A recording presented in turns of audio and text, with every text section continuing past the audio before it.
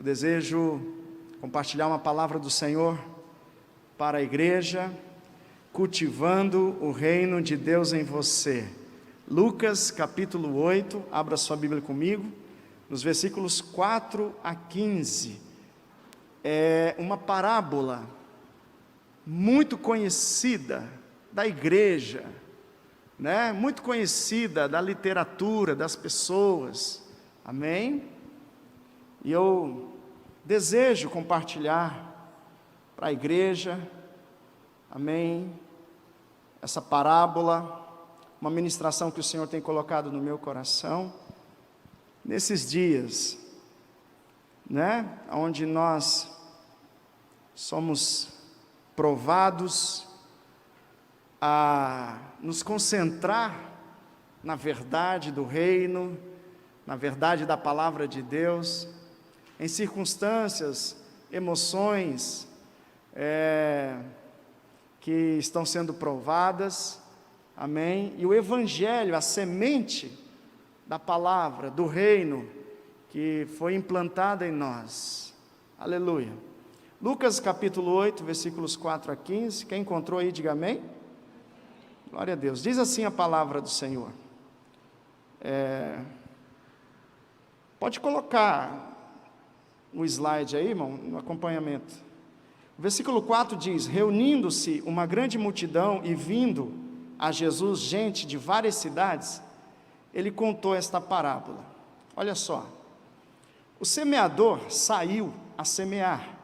Enquanto lançava a semente, parte dela caiu à beira do caminho, foi pisada, e as aves do céu a comeram. Parte dela caiu sobre pedras, e quando germinou, as plantas secaram, porque não havia umidade. Versículo 7. Outra parte caiu entre espinhos, que cresceram com ela e sufocaram as plantas. Outra ainda caiu em boa terra, cresceu e deu boa colheita, a 100 por 1. Tendo dito isso, exclamou: aquele que tem ouvidos para ouvir, ouça. Seus discípulos perguntaram-lhe o que significava aquela parábola, e ele disse: a vocês foi dado o conhecimento dos mistérios do reino de Deus, mas aos outros falo por parábolas, para que vendo não vejam e ouvindo não entendam. Este, versículo 11, é o significado da parábola. A semente é a palavra de Deus. As que caíram à beira do caminho são os que ouvem, e então vem o diabo e tira a palavra do seu coração, para que não creiam e não sejam salvos. As que caíram sobre as pedras são os que recebem a palavra com alegria quando a ouvem, mas não têm raiz. Creem durante algum tempo, mas desistem na hora da provação. As que caíram entre espinhos são os que ouvem, mas ao seguirem seu caminho, são sufocados pelas preocupações, pelas riquezas e pelos prazeres desta vida, e não amadurecem. Mas as que caíram em boa terra são os que com coração bom e generoso ouvem a palavra, a retêm e dão fruto com perseverança. Amém, irmãos? Aleluia. Eu sei que você já leu, ouviu dessa parábola tão simbólica, perfeita, que Jesus usou para ensinar acerca da natureza e do resultado do reino de Deus sobre a terra. Jesus falava por parábola, ele foi um grande mestre na comunicação, no ensino, e usava essa metodologia para ensinar verdades profundas e eternas com verdades comuns, né, aqui da terra. Jesus pegava, histórias, valores, situações muito comuns do dia a dia, dos seus ouvintes e entrelaçava essas verdades comuns com verdades espirituais, verdades eternas, verdades celestiais. Era a maneira mais eficaz de comunicar sobre o reino dos céus, o reino de Deus, com os seus ouvintes. É pegando uma verdade comum, que eu compreendo, de maneira comum, mas trazendo um valor, uma verdade, uma revelação profunda e eterna. E Jesus fez isso, com essa situação do homem que sai a semear, da semente que cai na terra. Amém? O reino de Deus está em semente, sendo semeado ao coração dos homens. A palavra de Deus, ela é uma semente que está sendo semeada, e essa semente traz a natureza do reino de Deus, traz a verdade do reino de Deus, do propósito de Deus para a terra, para os homens. E é um processo que se cultiva na mentalidade e espiritualidade das pessoas. Então, o reino de Deus, irmãos, é como uma semente que está sendo semeada, implantada, e ela vai ser um processo de cultivo, um processo de se cultivar na nossa mentalidade, na nossa maneira de pensar aqui, na nossa maneira, de compreender espiritualmente as coisas de Deus. A verdade do reino de Deus está sendo semeada nas mentes e nos corações dos homens dessa terra. E o reino de Deus, ele não está concentrado num território geográfico. O reino de Deus não está numa etnia exclusiva aqui de pessoas. O reino de Deus não está também em rituais religiosos. Se eu faço esse ritual religioso, eu estou no reino de Deus, eu contemplo o reino de Deus.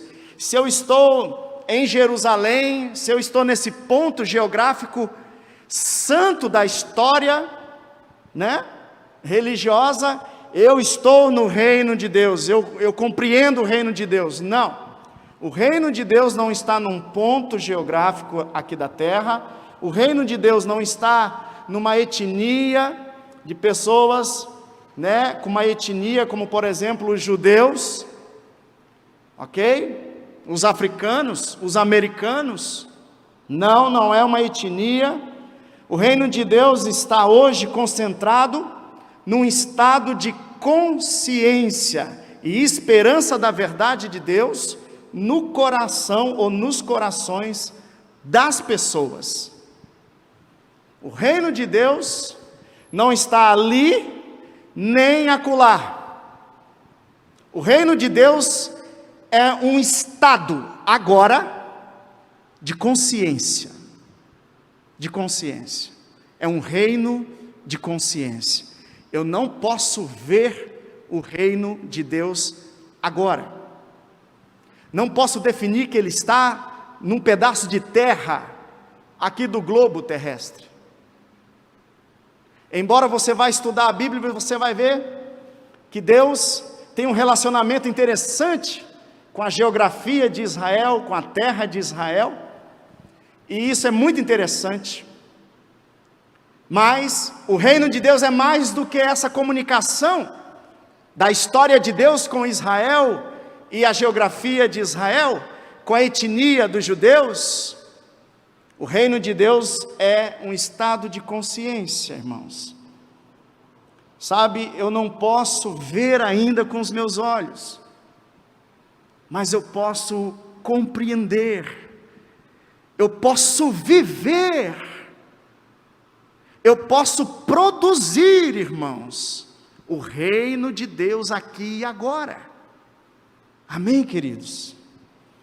Lá em Lucas 17, versículo 20 a 21, abra sua Bíblia comigo, quero confirmar essa verdade com você. Lucas, capítulo 17, versículos 20 a 21, indagaram Jesus certa vez sobre, sabe, essa expectativa do reino de Deus ser estabelecido sobre a terra.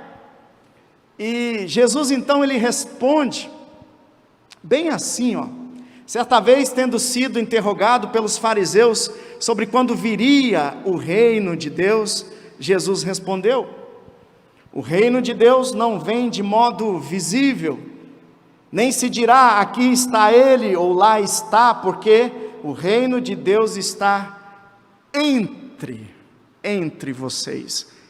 Na versão NVI diz: o reino de Deus está entre vocês, ou está por meio de vocês.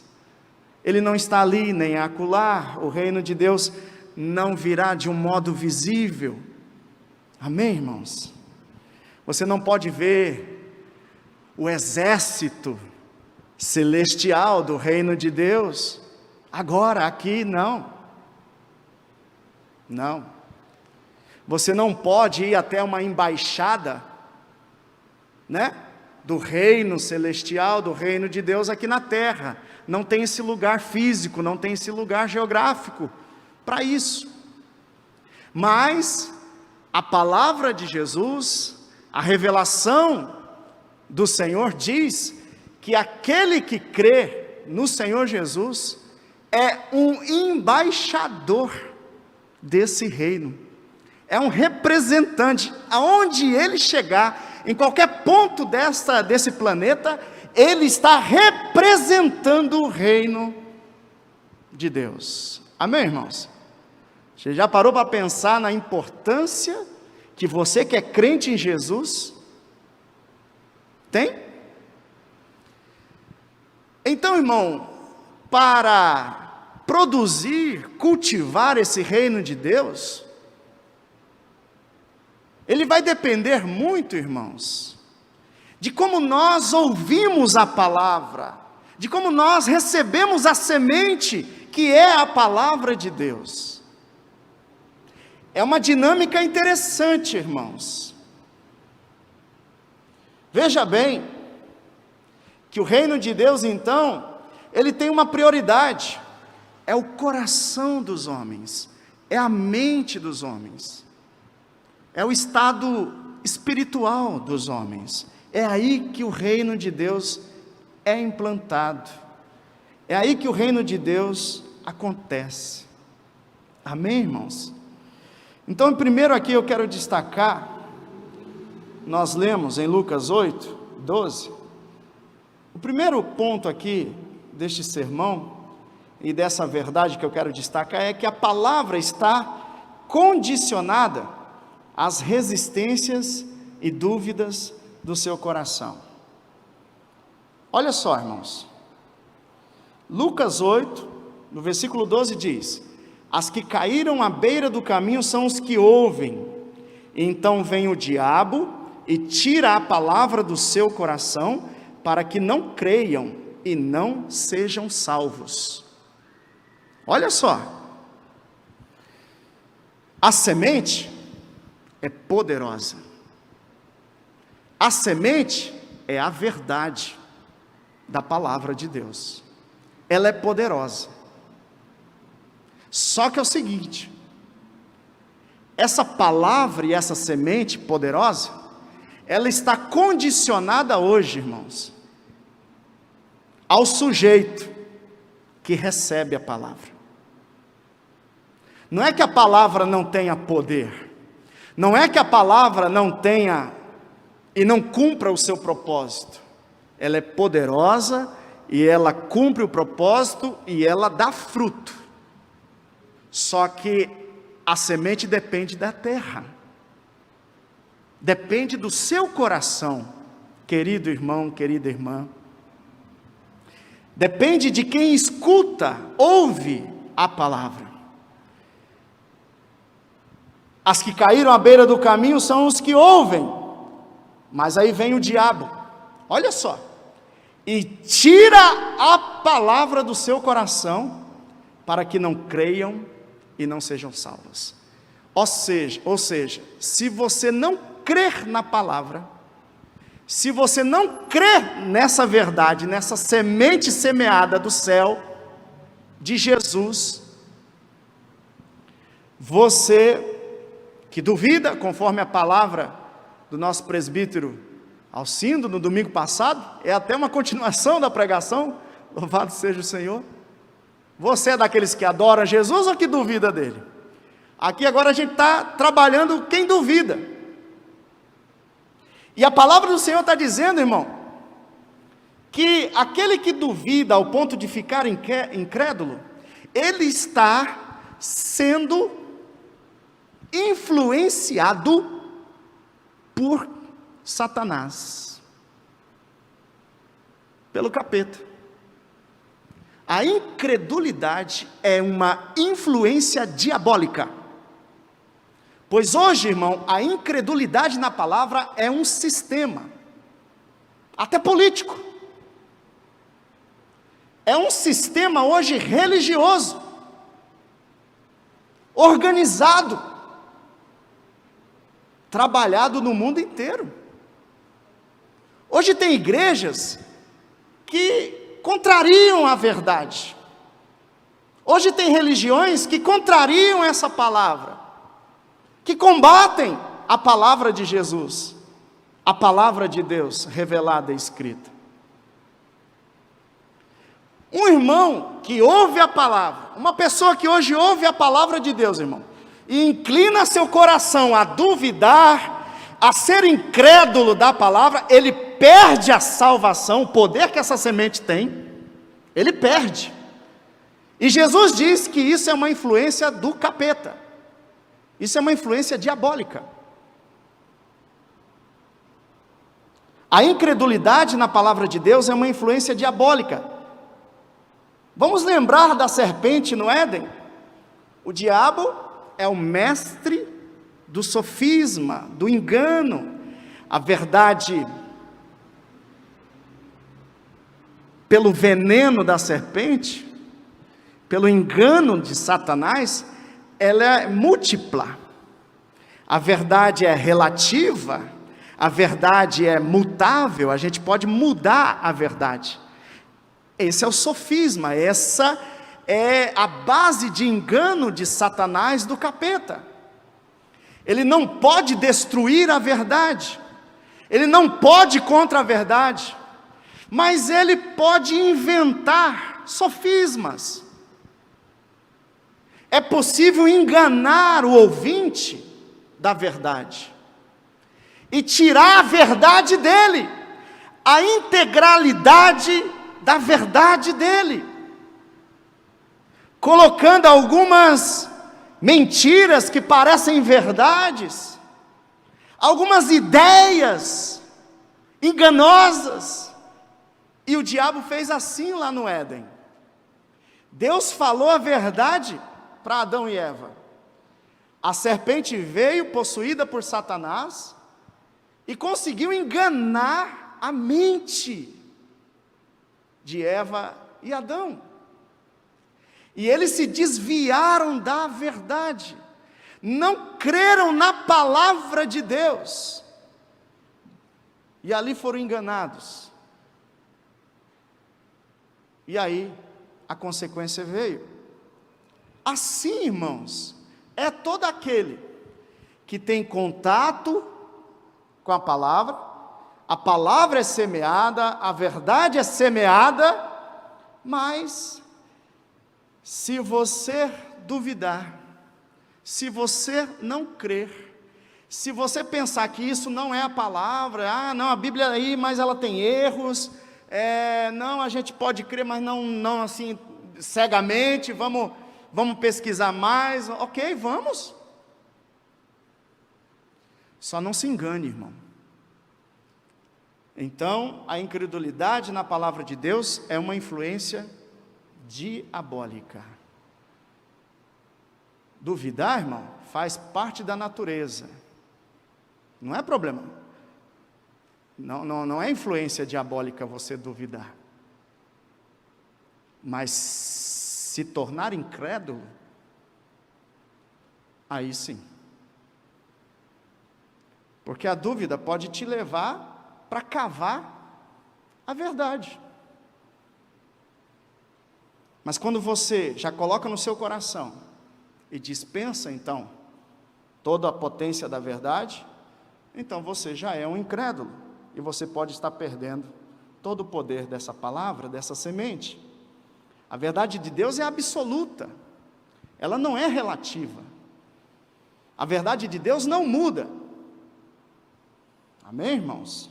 E ela é única. Então, muito cuidado com filosofias, muito cuidado com ideologias, que faz com que a verdade seja relativa, que a verdade, a gente pode mudar, a verdade a gente pode trabalhar ela, a verdade a gente pode multiplicar. Então, muito cuidado. Estamos no mundo pós-moderno, e a característica da pós-modernidade é a multiplicidade da verdade, é a relativação da verdade. Do ponto assim, isso aqui é um material e é vidro. Outro chega, não, isso para mim é acrílico. O que diz que é vidro, fala, não, beleza, eu respeito você que diz que é acrílico, mas para mim é vidro. O outro diz, também respeito sua opinião sobre essa verdade, mas para mim é acrílico. E a gente fica de boa, eu com acrílico, você com vidro, e tá bom. Mas a verdade é absoluta, ou isso aqui é acrílico, ou isso é vidro. E o mundo, então, ele trabalha nessa ideologia, né, de fragilizar o entendimento absoluto da verdade. Abra a sua Bíblia em Hebreus, capítulo 3, versículos 12 a 19. Abra a sua Bíblia aí comigo, acompanhe comigo esse texto, de Hebreus, capítulo 3, versículos 12 a 19.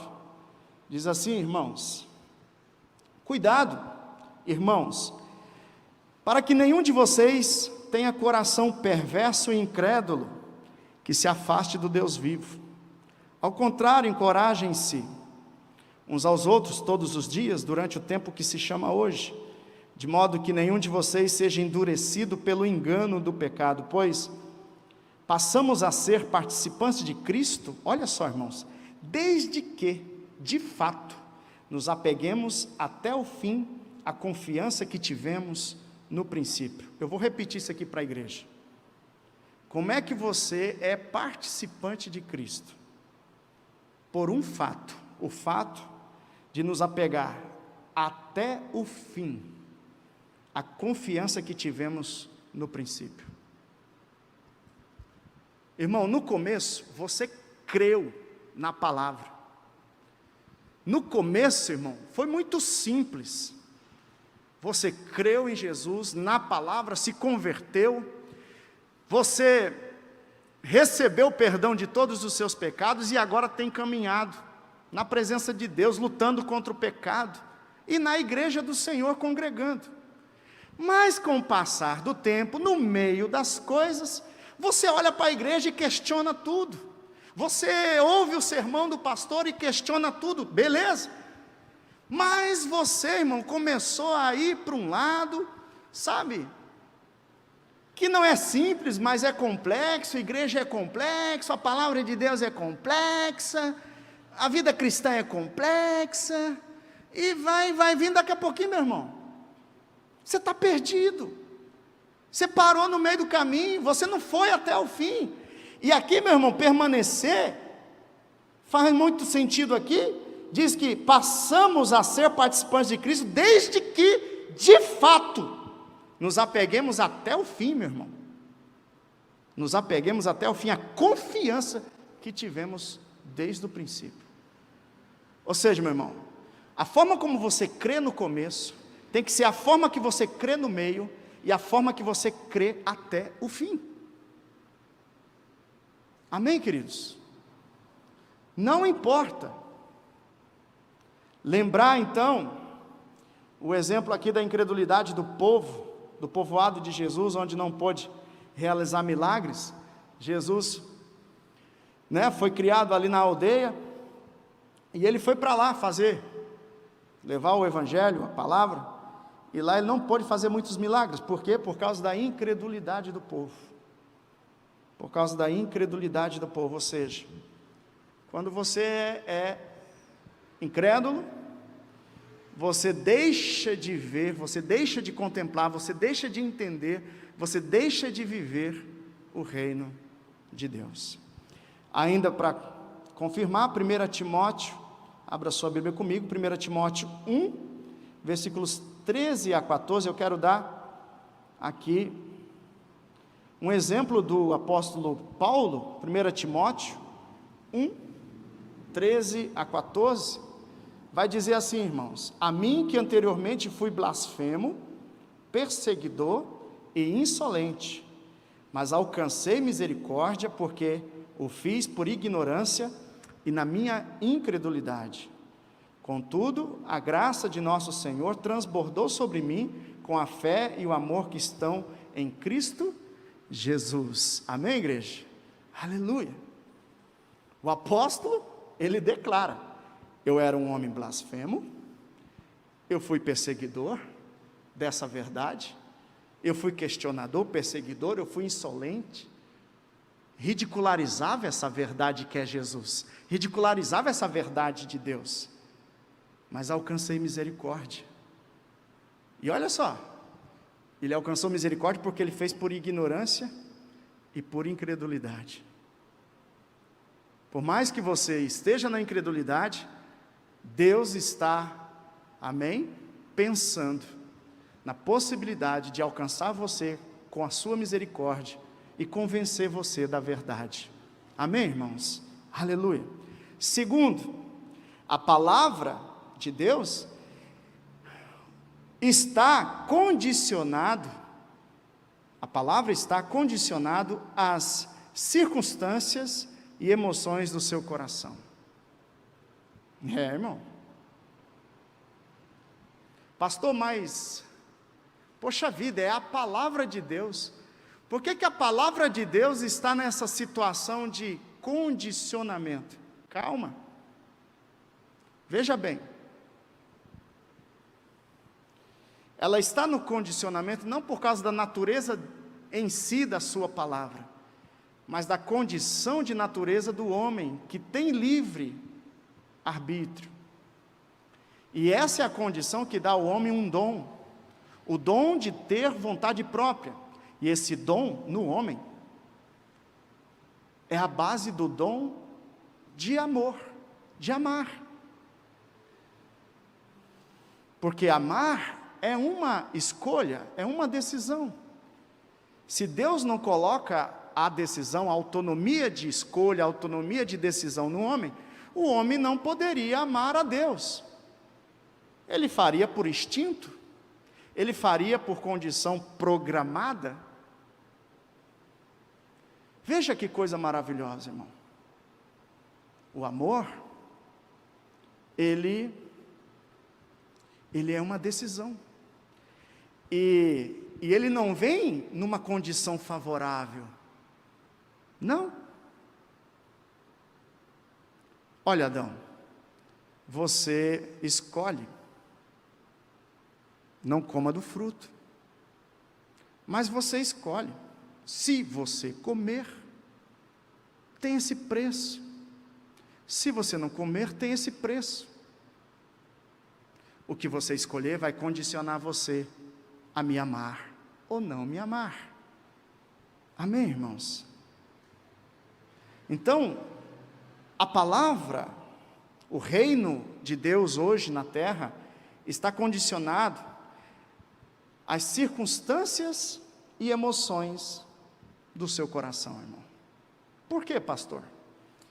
Porque dependendo da circunstância e dependendo das emoções do seu coração, você pode descartar a verdade, ou você pode, se aprofundar na verdade. Olha o que diz o versículo 13 de Lucas 8. As que caíram sobre as pedras são os que recebem a palavra com alegria quando a ouvem, mas não têm raiz. Creem durante algum tempo, mas desistem na hora da provação. Você ouviu o Evangelho, você ouviu a palavra de Deus, a verdade das coisas de Deus, que santifica a sua vida, que faz a sua vida, sabe, se distanciar do pecado, mas o tempo passa, as provas vêm, e agora a circunstância te pressiona. É assim, irmãos. Circunstâncias, emoções. Veja como nós podemos chegar nesse ponto, onde minhas emoções e as circunstâncias que me cercam podem condicionar meu relacionamento com Deus, pode condicionar meu relacionamento com a palavra de Deus. Pandemia, essa circunstância de incertezas, de escassez econômica,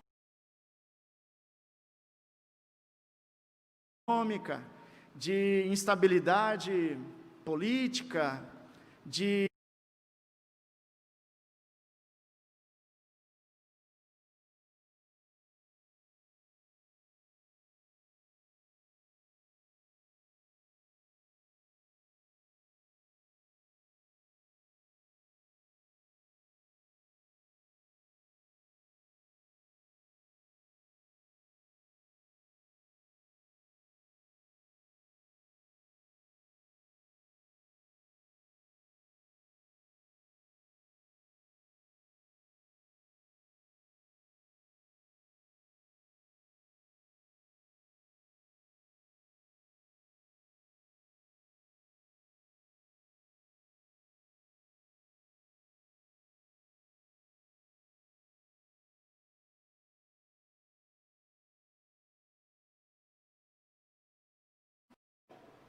olha só, irmão, Tiago, passando pela pandemia, ele escreveu a mesma coisa, e ele passou por coisas piores. E ele diz, irmão, quando vocês passarem por provações, se alegram, está vindo um tempo interessante de prova da fé, irmãos. E a prova da fé do crente tem que produzir um resultado só. O que é? Medo? Desistência? Incerteza? Não, é perseverança. Perseverança. E a perseverança, no versículo 4, deve ter ação completa. Olha só, irmãos. Ação completa, a fim de que vocês sejam maduros e íntegros. Irmãos, olha aqui para mim. Nessa quarentena, que faz você se distanciar da própria família, que faz você se distanciar da igreja, que deixa a gente acomodado, de certa forma, dentro de casa. Essa pandemia, essa quarentena, está te levando a ser mais maduro em Cristo? A ser mais íntegro na sua fé e no seu relacionamento com Deus e com a verdade de Deus, irmão? Ou essa quarentena está te deixando mais relaxado, distante, frio, infantil, impaciente, sem noção das coisas de Deus? Irmãos, vamos compreender que isso é uma prova. E se estamos em prova, a igreja de Jesus, a prova tem que nos levar a um resultado, e o resultado da prova do crente vai ter que dar igual: maturidade, integridade. Pastor, se a gente não está ficando mais maduro nessa prova, e nem mais íntegro na fé, o que nós estamos ficando? Nós estamos ficando perto da desistência. E Jesus já observou isso. Ele falou, vai ter gente que se alegra quando ouve, mas o tempo passa. E aí a gente vai ver se esse crente, se esse irmão tem raiz na verdade, ou ele é só superficial, depende das emoções, ele crê, depende das circunstâncias, ele crê. Amém, igreja? Quem está me entendendo, diga amém. Aleluia. Vamos pegar o exemplo de Pedro, né? Negando Jesus 3 vezes, empolgado com Jesus, com a verdade que ele estava ouvindo de Jesus, e ele se empolga. Numa noite ele chega a declarar: não, eu me entrego, eu morro no seu lugar, ninguém vai meter a mão no Senhor, ninguém vai relar no Senhor, eu me entrego, eu morro no seu lugar.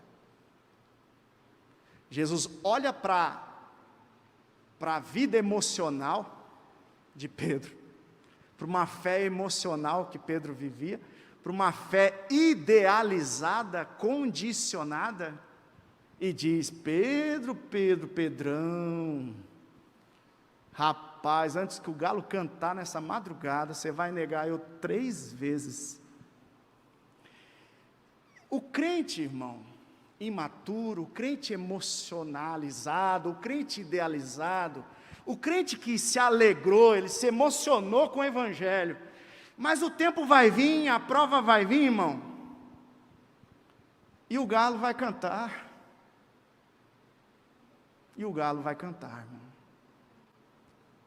E aí é o tempo de sabermos se temos raiz na verdade, se estamos profundamente ligados com o Senhor e a sua palavra. Amém, igreja?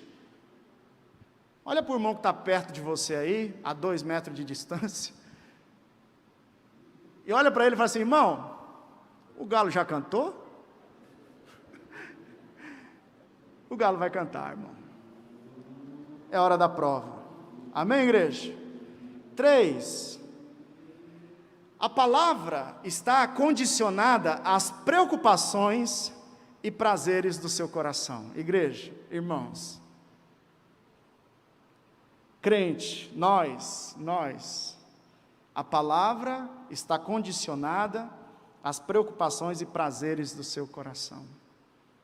Eita, em Lucas 8:14 vai dizer assim: as que caíram entre espinhos são os que ouvem, mas ao seguirem seu caminho, são sufocados pelas preocupações, pelas riquezas e pelos prazeres desta vida, e não amadurecem. Amém, igreja?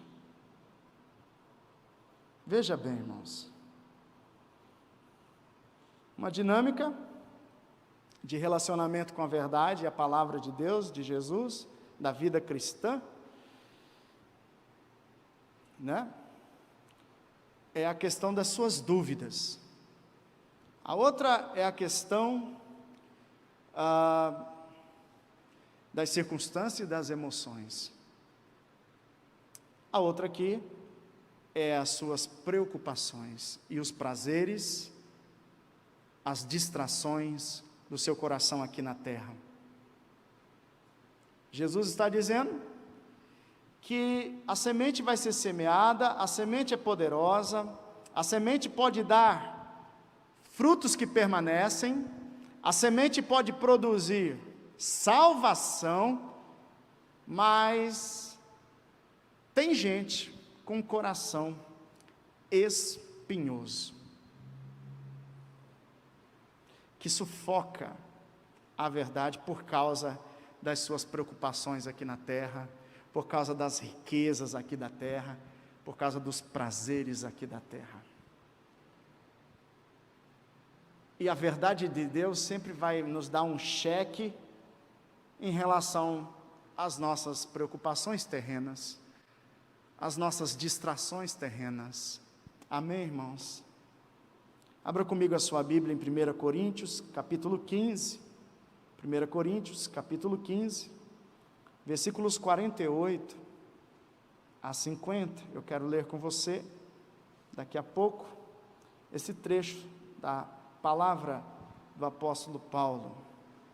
Preocupações e prazeres do seu coração. Olha só, irmãos, tem gente que gosta de ouvir o evangelho na internet, que gosta dos pregadores X e Y, entende, irmãos?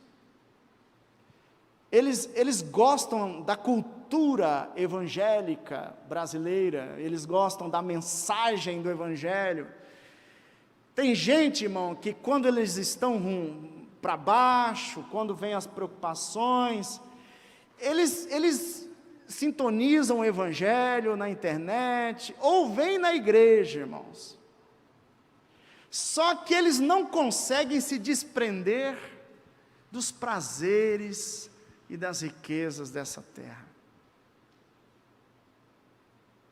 São pessoas que escolheram o evangelho como um paliativo imediato, como autoajuda na psicologia da vida.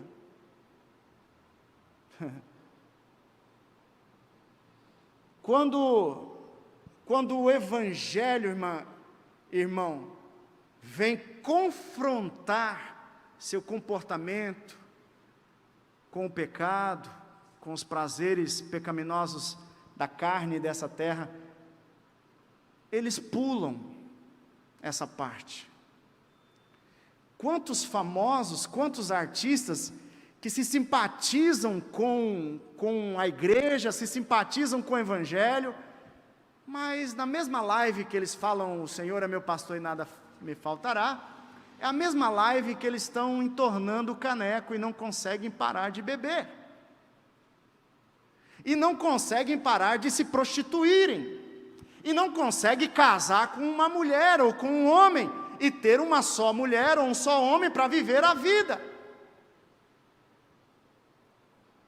porque os prazeres dessa terra, as preocupações dessa terra, o impedem de se tornarem maduros para essa verdade. E essa palavra condiciona eles, e essa questão do relacionamento de preocupações, riquezas e prazeres, condiciona eles a palavra.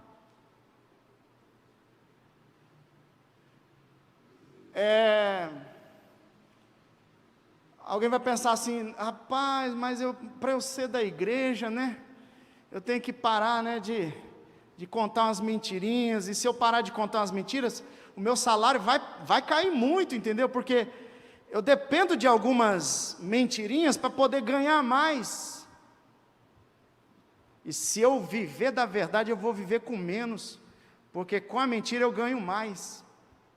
Irmão, você vai ter que viver com menos, com a verdade.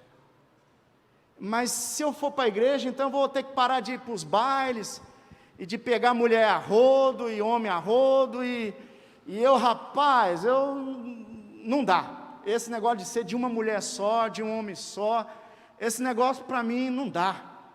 Falei, irmão, é isso mesmo, o evangelho é isso. Você vai ter que escolher. Eu acho interessante a pessoa que não consegue ser homem, para escolher uma só mulher, para viver com ela o resto da sua vida. Ele acha que tem que desfrutar de tudo e de todas. Isso para mim não é ser homem, porque Deus criou o homem para uma só mulher. Amém, irmãos? Por que essa ideia de casamento apavora muitos homens e algumas mulheres? Porque estaremos condicionados a amar de verdade, a nos confrontar, a nos perdoar. Amém, irmãos? A um relacionamento de verdade. E os homens dessa terra não querem isso. Não querem estar condicionados a isso. E o evangelho, então, traz essa mesma perspectiva. Temos que abandonar esses prazeres. Amém, igreja? Essas riquezas que o mundo tem como riquezas. Em 1 Coríntios 15, 48 e 50, quem encontrou aí, diga amém. Os que são da terra são semelhantes ao homem terreno, os que são dos céus, ao homem celestial. Assim como tivemos a imagem do homem terreno, teremos também a imagem do homem celestial. Irmãos, eu lhes declaro que carne e sangue não podem herdar o reino de Deus, nem o que é perecível pode herdar o imperecível. Amém, irmãos? Carne e sangue não podem herdar o reino de Deus. Ou seja, irmão, se você vive para a carnalidade, se você vive para a vontade carnal, que é ter prazeres, amém?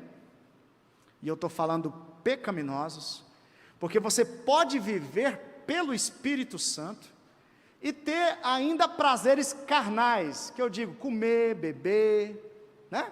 Se alegrar. Mas existem prazeres carnais pecaminosos, é o que a Bíblia diz de carne, quando ela quer dizer assim. São nossos desejos pecaminosos, e para isso a gente precisa morrer. Amém, irmãos? E, para encerrar, mais uma perspectiva de verdade desse texto, um destaque é: a palavra está condicionada à convicção e perseverança do seu coração. Olha só, irmão, você quer viver o reino de Deus? Você quer ver o reino de Deus? Você quer produzir o reino de Deus? Você quer permanecer no reino de Deus? Você precisa ter convicção e perseverança da palavra no seu coração. O versículo 15 do capítulo 8 de Lucas vai dizer: mas as que caíram em boa terra são os que com coração bom e generoso ouvem a palavra, a retêm e dão fruto com perseverança. Amém, irmãos? Aleluia. Você não escuta o Evangelho, não ouve o Evangelho com emoção só, porque a emoção vai passar conforme a circunstância da sua vida. Você não ouve o Evangelho com conveniência. Não, o Evangelho vem até aqui em mim, porque eu vou para o baile, eu vou para a bebida, eu vou para a prostituição, eu vou para os meus prazeres. E eu dou conta de viver assim e de viver essa porção do Evangelho. Mas isso aqui é separado. Agora, irmão, vai ter gente que vai ouvir o Evangelho, vai abrir o coração, irmão, e vai ter uma convicção que permanecerá, que vai dar perseverança no coração dele na palavra, amém, irmãos?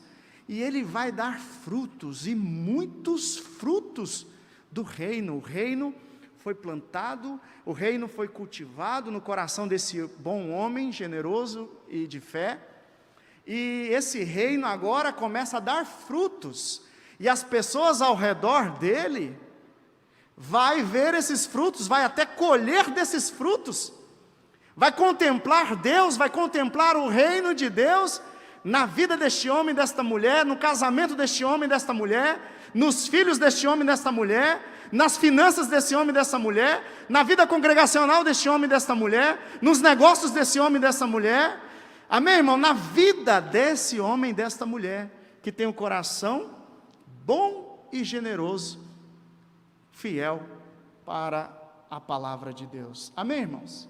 É simples, simples. Você vai ouvindo a palavra, vai ouvindo o Evangelho, vai ouvindo a palavra, e a palavra diz assim: você tem que amar as pessoas. E aí então, irmão, você precisa amar as pessoas. O Evangelho vai dizer: você precisa perdoar o que falha. Então você vai lá e perdoa o que falha, irmão.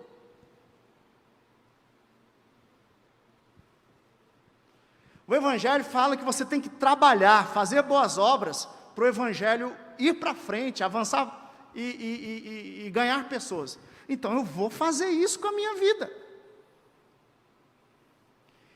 Isso é ter convicção na palavra, isso é permanecer na palavra, isso é dar frutos da palavra. Em Gálatas 5, 22 a 23, vai falar do crente que produz fruto, o fruto do Espírito. E esse irmão que ouve, esse irmão que é terra boa, que ouve a palavra, olha só o que ele vai produzir na vida dele, irmãos, ó. Mas o fruto do Espírito é amor, alegria, paz, paciência, amabilidade, bondade, fidelidade, mansidão e domínio próprio. Amém, igreja? Irmão, olha para a tua vida aí, olha para a tua esposa, para o teu marido, olha para o crente que está perto de você, olha para o pastor, olha para o seu líder e vê se a gente está produzindo isso. Se você está produzindo amor, alegria, paz, paciência, amabilidade, bondade, fidelidade, mansidão e domínio próprio, meu irmão, aleluia, eu vou poder contemplar o reino de Deus. Há uma esperança para essa terra, amém, igreja? Você, crente em Jesus, é a esperança para essa terra corrompida, para essa terra doente, para esse lugar condenado pelo pecado. O mundo precisa ver você, o mundo precisa ouvir sobre sua fé, o mundo precisa contemplar, irmão, a verdade de Deus sendo cultivada e produtiva na sua vida, no seu cotidiano. Seu vizinho, irmão, tem que saber que o reino de Deus está ali, dentro de você. Seus filhos têm que olhar para você e falar: o reino de Deus está aqui. Seu patrão tem que olhar para você, irmão, seu chefe, seus funcionários, amém, irmãos? Seu marido, sua esposa, amém, meus irmãos? Seu pastor tem que olhar para você, você tem que olhar para o seu pastor, para os presbíteros dessa igreja, para os líderes de grupos, líderes de ministérios, e tem que ver o reino de Deus. A gente tem que olhar para essa igreja, irmão, a cidade tem que olhar para essa igreja, olhar para os crentes dessa igreja, e saber que nós estamos semeando, cultivando, produzindo o reino de Deus. Amém, irmãos? Abra sua Bíblia comigo, Apocalipse 3, 10 a 11, vai dizer, Apocalipse 3, 10 a 11 diz: visto que você guardou a minha palavra de exortação, a perseverança, eu também o guardarei da hora da provação, que está para vir sobre todo o mundo, para pôr à prova os que habitam na terra. Venho em breve, retenha o que você tem, para que ninguém tome a sua coroa. Amém, igreja? Amém, igreja do Senhor? Aleluia. Jesus está dizendo para uma igreja do fim dos tempos, para uma igreja que vai passar pela dinâmica de provas. Jesus está dizendo para nós: haverá uma prova na terra, e a igreja tem condição de sair aprovada. Amém, igreja? Amém, irmãos? E no tempo da prova, nós produzirmos, semearmos o reino de Deus nesse mundo. Amém, igreja? Para encerrar, meus irmãos, fiquem de pé, por favor. Eu quero encerrar com Marcos, capítulo 13, versículo 31. Marcos, capítulo 13, versículo 31. Diz: os céus e a terra passarão, mas as minhas palavras jamais passarão. Amém, igreja? Olha aqui, irmão, eu quero encerrar com esse versículo, com essa verdade que Jesus pronunciou. A verdade do Senhor é irresistível. A verdade do Senhor é indestrutível. A verdade do Senhor hoje está condicionada à sua liberdade de pensar, de sentir, de escolher. Mas haverá o dia em que a palavra do Senhor, amém? Vai chegar no resultado. Independente, irmão, se você crê ou não crê agora. Independente das circunstâncias ou das suas emoções. Independente, meu irmão, sabe, dos seus prazeres, das suas filosofias, das suas ideologias. O céu e a terra vai passar. Você vai passar. Sua vida vai passar. Mas se você crer na palavra do Senhor, amém? Diz o Evangelho que você permanecerá como a palavra de Deus permanece, assim também você vai permanecer. Sim ou não, irmãos? A palavra fala lá, ó, né? Que a concupiscência dos olhos, a concupiscência, os prazeres e a ostentação dos bens vão passar. Mas aquele que crê, aquele que permanece, aquele que faz a minha vontade, permanecerá para sempre. Amém, irmãos?